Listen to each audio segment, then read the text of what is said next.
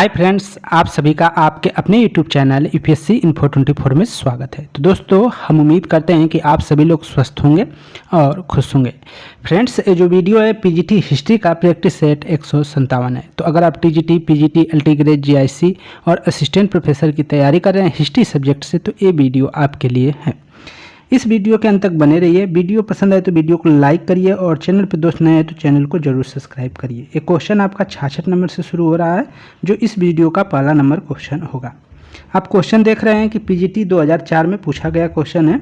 Question है आपका, चंद्रगुप्त द्वितीय ने विक्रमादित्य की उपाधि कब धारण की थी। ये क्वेश्चन कराया गया है, दोबारा हो रहा है। तो चंद्रगुप्त द्वितीय ने विक्रमादित्य की उपाधि कब धारण की थी, ये आप बताइए। ऑप्शन ए है शकों के उन्मूलन के बाद, बी है अपने समस्त विजय अभियानों के बाद, सी है अपने विवाह के बाद, डी है उपयुक्त सभी के बाद। तो आंसर क्या हो जाएगा, ये सही हो जाएगा शकों के उन्मूलन के बाद। चंद्रगुप्त विक्रमादित्य ने विक्रमादित्य की उपाधि कब धारण की थी, शकों के उन्मूलन के बाद। तो ऑप्शन ए आपका सही हो जाएगा। 66 का ए सही कर लेंगे। व्याख्या देखते हैं। गुप्त सम्राट चंद्रगुप्त द्वितीय को शक विजेता कहा जाता है। गुप्त सम्राट चंद्रगुप्त द्वितीय को शक विजेता कहा जाता है। पश्चिमी भारत के अंतिम शक राजा रुद्र सिंह तृतीय को चंद्रगुप्त द्वितीय ने 5वीं सदी के प्रथम दशक में क्या किया था, परास्त कर पश्चिमी भारत में शक सत्ता का उन्मूलन किया था। अपनी इसी उपलब्धि के बाद उसने विक्रमादित्य की उपाधि ग्रहण की थी। शकों को हराने के कारण चंद्रगुप्त की एक अन्य उपाधि सकारी भी है। इसे शकों को हराने के कारण क्या है, चंद्रगुप्त द्वितीय का एक अन्य उपाधि है, वो उपाधि है सकारी। तो ये याद रखिएगा, सकारी भी कहा जाता है चंद्रगुप्त द्वितीय को, और इसके बाद शक का विजेता भी कहा जाता है, और इसके बाद उसको क्या बोला जाता है, तो विक्रमादित्य की भी उपाधि उसने धारण की थी, विक्रमादित्य भी कहा जाता है।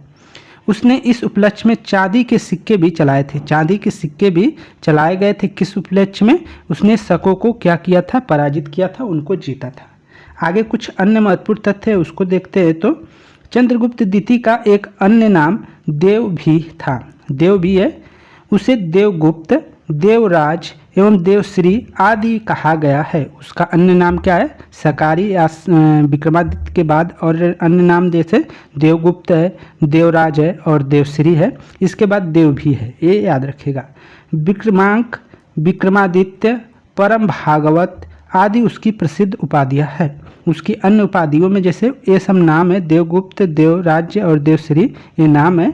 विक्रमांक उपाधि है, मतलब विक्रमांक से उसे संबोधित किया जा सकता है। तो मतलब एक प्रकार से ये भी एक उपाधि है, या नाम के बगैर भी लगा सकता है या नाम के आगे या पीछे जोड़ सकता है। तो विक्रमांक, विक्रमादित्य, परम भागवत आदि उसकी प्रसिद्ध उपाधियां थी। इसका जो है सांधि विग्रहिक एवं सचिव वीरसेन शैव था। इसका जो सांधिक विग्रहिक है वो कौन था, और सचिव भी था, तो उसका नाम था वीरसेन शैव। ये शैव मतलब शैव मतानुयायी था, ये याद रखिएगा। जबकि सेनापति आम्र कादवक बौद्ध था। जबकि आम्र जो कादवक है वो क्या था, बौद्ध था सेनापति। अगला क्वेश्चन देखते हैं। 67 नंबर क्वेश्चन है, गुप्त शासकों में से किसने विक्रमादित्य की उपाधि धारण की थी। किसने विक्रमादित्य की उपाधि धारण की थी, ये बताना है। समुद्रगुप्त ने, चंद्रगुप्त द्वितीय ने, या स्कंदगुप्त ने, या उपयुक्त में से एक से अधिक। तो आपका आंसर जो हो जाएगा, उपयुक्त में से एक से अधिक आपका आंसर हो जाएगा। क्योंकि इसमें देखेंगे तो चंद्रगुप्त द्वितीय भी विक्रमादित्य की उपाधि धारण करता है और स्कंदगुप्त भी विक्रमादित्य की उपाधि धारण करता है। तो ऑप्शन आपका एक से अधिक सही हो जाएगा, डी आप सही कर लेंगे। व्याख्या देख लेते हैं। गुप्त शासकों में चंद्रगुप्त द्वितीय ने शकों को विजय प्राप्त करने के पश्चात सर्वप्रथम विक्रमादित्य की उपाधि धारण की थी। तो पहली बार विक्रमा उपाधि जो धारण की थी गुप्त शासकों में, किसने की थी, तो चंद्रगुप्त द्वितीय ने धारण की थी। और इसके बाद इसी प्रकार गुप्त शासक स्कंदगुप्त ने भी हुड़ों को पराजित करने के पश्चात चंद्रगुप्त द्वितीय की ही तरह विक्रमादित्य की उपाधि धारण कर ली थी। इसीलिए अतः बी और सी दोनों कथन सही है। तो ऑप्शन आपका डी सही हो जाएगा। आगे चलते हैं। 68 नंबर क्वेश्चन है आपका, पीजीटी 2003 में पूछा गया क्वेश्चन है। चंद्रगुप्त द्वितीय विक्रमादित्य ने यह एक राजवंश से वैवाहिक संबंध नहीं स्थापित किया था। चंद्रगुप्त द्वितीय विक्रमादित्य ने किस एक राजवंश से वैवाहिक संबंध नहीं स्थापित किया था, किससे वैवाहिक संबंध नहीं बनाया था, ये बताना है। नागवंश की कन्या से, या वाकाकटक वंश से, या कदम राजवंश से, या लिच्छवी राजवंश से। तो 68 का आंसर क्या हो जाएगा दोस्तों, डी सही हो जाएगा, लिच्छवी राजवंश से नहीं बनाया था। तो चंद्रगुप्त विक्रमादित्य ने एक राजवंश जो लिच्छवी राजवंश है इसके कन्याओं से इसने विवाह नहीं किया था। बाकी के तीनों जैसे नागवंश की कन्या, वाकाटक वंश की कन्या, कदम की कन्या से इसने क्या किया, वैवाहिक संबंध स्थापित किया था। व्याख्या देख लेते हैं। चंद्रगुप्त द्वितीय विक्रमादित्य ने लिच्छवी राजवंश से संबंध स्थापित नहीं किया था। लिच्छवी राजवंश के साथ चंद्रगुप्त प्रथम ने वैवाहिक संबंध स्थापित किया था। चंद्रगुप्त प्रथम ने क्या किया था, वैवाहिक संबंध स्थापित किया था। उसने उनकी राजकुमारी कुमार देवी के साथ अपना विवाह किया था। अन्य तथ्य देखते हैं। चंद्रगुप्त द्वितीय ने नाग राजकुमारी कुबेर नागा के साथ अपना विवाह किया था। उसने एक कन्या प्रभावती गुप्ता क्या हुई, उत्पन्न हुई। तो प्रभावती गुप्ता चंद्रगुप्त द्वितीय की क्या थी, पुत्री थी। ये याद रखिएगा, आगे क्वेश्चन में आपसे पूछा जाएगा। वाकाटकों का सहयोग प्राप्त करने के लिए चंद्रगुप्त द्वितीय ने अपनी पुत्री प्रभावती गुप्ता का विवाह वाकाटक नरेश रुद्रसेन द्वितीय के साथ कर दिया था। वाकाटकों के साथ क्या है, वाकाकटक जो वंश थे उनका सहयोग प्राप्त करने के लिए चंद्रगुप्त द्वितीय ने अपनी पुत्री जो प्रभावती गुप्ता थी उसका विवाह वाकाकटक नरेश रुद्रसेन द्वितीय के साथ क्या किया था, कर दिया था। आगे चलते हैं। 69 नंबर क्वेश्चन है आपका, एमपी असिस्टेंट 2017 में पूछा गया क्वेश्चन है।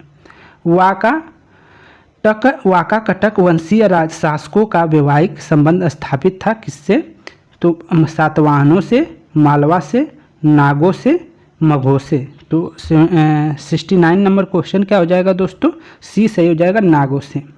तो वाकाकटक वंशी शासकों का वैवाहिक संबंध था किससे, तो नागों से था। ऑप्शन सी आपका सही हो जाएगा, नागों से था। व्याख्या देख लेते हैं थोड़ा सा। वाकाकटक वंशी शासकों का वैवाहिक संबंध नागों से था। वाकाकटक कुल की प्रधान शाखा का पहला शासक रुद्रसेन प्रथम हुआ। रुद्रसेन, अन्य तथ्य देखते हैं। तो रुद्रसेन भगवान शिव का अनन्य उपासक था। रुद्रसेन जो था भगवान शिव का अनन्य उपासक था। इसका पुत्र पृथ्वीसेन वाकाटक वंश का शासक बना। इसके समय वाकाटक वंश की शक्ति एवं प्रतिष्ठा दोनों बढ़ गई थी। पृथ्वीसेन के पुत्र रुद्रसेन द्वितीय जो था रुद्रसेन द्वितीय, उसका क्या है, विवाह गुप्त शासक चंद्रगुप्त द्वितीय ने अपनी पुत्री प्रभावती गुप्ता से किया था। अभी हमने ऊपर पढ़ा था कि पृथ्वीसेन का जो पुत्र था जिसका नाम रुद्रसेन था रुद्रसेन द्वितीय, उसका विवाह हुआ था गुप्त शासक चंद्रगुप्त द्वितीय की पुत्री प्रभावती गुप्ता से हुआ था। आगे चलते हैं। 70 नंबर क्वेश्चन है आपका, पीजीटी में पूछा गया क्वेश्चन है, जब री एग्जाम हुआ था। तो चंद्रगुप्त द्वितीय ने अपनी पुत्री प्रभावती गुप्ता का विवाह किस राजवंश के राजा के साथ किया था। प्रभावती गुप्ता का विवाह किस वंश के राजवंश से किया था, तो आपका आंसर क्या हो जाएगा, वाकाकटक। वाकाटक जो था, वाकाटक जो वंश था उसके साथ किया गया था, प्रभावती गुप्ता का रुद्रसेन द्वितीय के साथ। हमने व्याख्या देखा था। आगे चलते हैं। 71 नंबर क्वेश्चन है आपका, निम्न में से कौन चंद्रगुप्त द्वितीय की पुत्री थी। निम्न में से कौन चंद्रगुप्त द्वितीय की पुत्री थी, तो ऑप्शन आपका क्या हो जाएगा, डी सही हो जाएगा, प्रभावती गुप्ता। और देखिए एनबीएस पीजीटी 2017 में 2019 में पूछा गया क्वेश्चन है। आगे देखते हैं। 72 नंबर क्वेश्चन है आपका एनबीएस का ही, निम्न में से किसे वाकाकटक राजा ने अनुदान ग्रहिक को चेतावनी दी थी कि यदि शासक के खिलाफ साजिश रची गई तो उनका अनुदान रद्द किया जा सकता है। किसको यह चेतावनी दिया गया था, हरिशेर को, विंध्यशक्ति को, प्रवसेन प्रथम को, या प्रवसेन द्वितीय को। तो 72 का जो आंसर है दोस्तों वो डी सही हो जाएगा, प्रवसेन द्वितीय को। तो निम्नलिखित में से किस वाकाटक राजा ने अनुदान ग्रहियों को चेतावनी दी थी कि यदि शासक के खिलाफ साजिश रची गई तो उनका अनुदान रद्द किया जा सकता है? यह बात किसने कही थी? तो ये बात कही थी आपके डी प्रसेन द्वितीय ने कही थी। इसको नोट कर लीजिएगा। व्याख्या देखते हैं। प्रसेन द्वितीय वाकाटक राज रुद्रसेन द्वितीय का पुत्र था। रुद्रसेन का विवाह प्रभावती गुप्ता से हुआ था और उससे जो पुत्र उत्पन्न हुआ उसका नाम था प्रवरसेन द्वितीय। तो रुद्रसेन का बेटा प्रवरसेन द्वितीय जो था, जिसकी माता चंद्रगुप्त की पुत्री प्रभावती गुप्ता थी, उसने अनुदान प्राप्त करने वालों को सख्त चेतावनी दी थी कि यदि शासक के विरुद्ध षड्यंत्र किया गया तो अनुदान समाप्त किया जाएगा। आगे चलते हैं।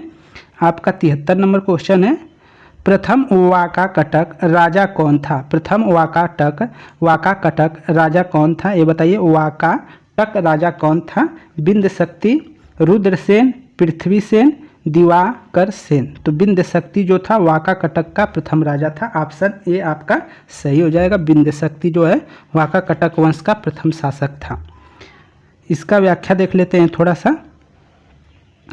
बिंदशक्ति ने वाकाकटक वंश की स्थापना की थी। वाकाटक वंश की स्थापना किसने की थी? तो बिंदशक्ति ने की थी। वाकाटक सातवाहनों के अधीन बरार के शासक थे। बिंदशक्ति के बाद प्रवरसेन प्रथम शासक बना। उसने सम्राट की उपाधि धारण की और 4 अश्वमेध यज्ञ किए। किसने किए थे? तो प्रवरसेन प्रथम ने 4 अश्वमेध यज्ञ क्या किया था, ये याद रखिएगा। वाकाटक वंश के शासक जैसे रुद्रसेन द्वितीय का विवाह गुप्त सम्राट जो है चंद्रगुप्त द्वितीय की पुत्री प्रभावती गुप्ता के साथ हुआ था। यह पृथ्वीसेन प्रथम का पुत्र था। पृथ्वीसेन शक्तिशाली शासक था जिसने गुप्त वंश के साथ अपने संबंधों को वरीयता दी। आगे चलते हैं। 74 नंबर क्वेश्चन है दोस्तों और उत्तराखंड जीआईसी में पूछा गया है। 4 अश्वमेध यज्ञ एवं सम्राट की उपाधि धारण करने वाला वाकाटक शासक निम्न में से कौन था? तो अभी हमने पढ़ा था प्रवरसेन प्रथम था। कौन था? प्रवरसेन प्रथम था। ऑप्शन ए आपका सही है। व्याख्या देख लेते हैं थोड़ा सा। प्रवरसेन प्रथम वाकाकटक वंश का एकमात्र ऐसा शासक था जिसने सम्राट की उपाधि धारण की थी। यह एक धर्मनिष्ठ ब्राह्मण था जिसने 4 अश्वमेध यज्ञ तथा एक वाजपेय यज्ञ के अतिरिक्त अन्य मतलब वैदिक अनुष्ठानों का यज्ञों का क्या है करवाता रहता था।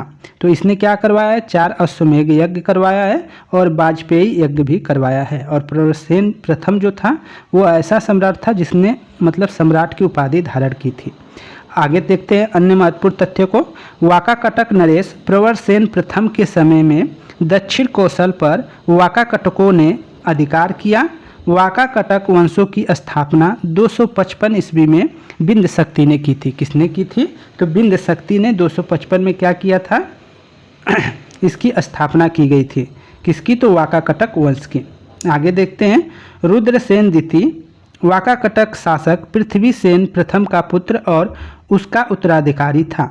इसके साथ चंद्रगुप्त द्वितीय ने अपनी पुत्री प्रभावती गुप्ता का विवाह किया था। इसी के साथ क्या है? इसके साथ चंद्रगुप्त द्वितीय ने अपने पुत्री प्रभावती गुप्ता का क्या किया था? विवाह किया था। पृथ्वीसेन द्वितीय वाकाकटक वंश की मुख्य शाखा का अंतिम शासक हुआ था। उसे वाकाकटक वंश के खोए हुए भाग्य का निर्माता कहा जाता है। किसको? तो पृथ्वीसेन द्वितीय को कहा जाता है। आगे चलते हैं। आपका 75 नंबर क्वेश्चन है। अच्छा क्वेश्चन है। निम्नलिखित वाकाकटक शासकों में से किसने चंद्रगुप्त द्वितीय की पुत्री प्रभावती गुप्ता से विवाह किया था? तो ऑप्शन आपका क्या हो जाएगा?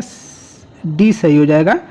रुद्रसेन द्वितीय। किसने किया था? रुद्रसेन द्वितीय। ये याद रखिएगा कि रुद्रसेन द्वितीय ने किया था। इसके व्याख्या को देखते हैं।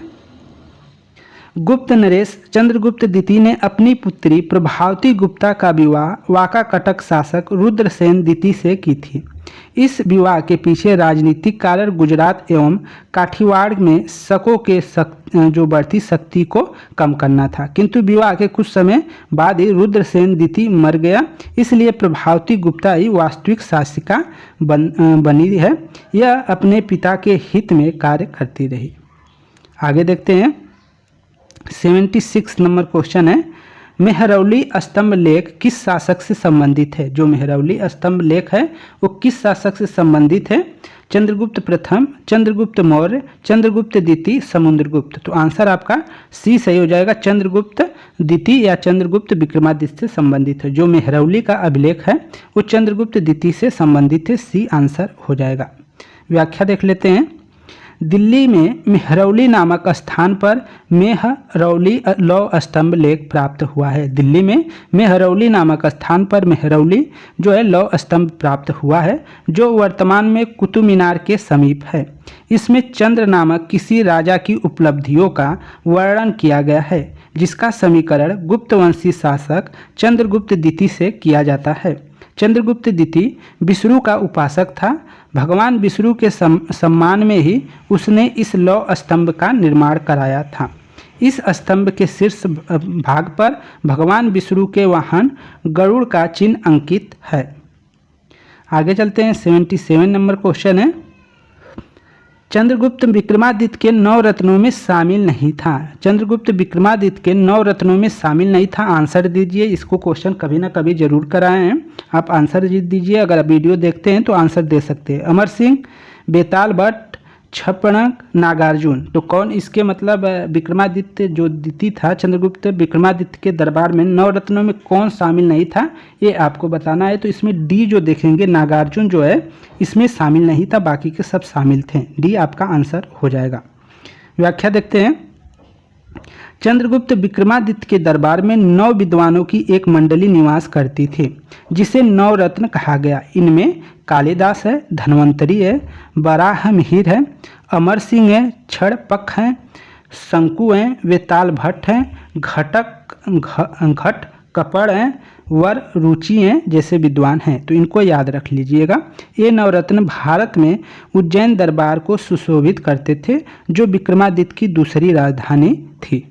आगे चलते हैं। 78 नंबर क्वेश्चन है, निम्न में से किस गुप्त राजा ने उज्जैन को अपनी दूसरी राजधानी बनाया था? तो हमने ऊपर देखा था किसने बनाया था, तो चंद्रगुप्त विक्रमादित्य या चंद्रगुप्त द्वितीय ने क्या है, उज्जैन को अपनी दूसरी राजधानी बनाया था। ऑप्शन बी आपका सही है।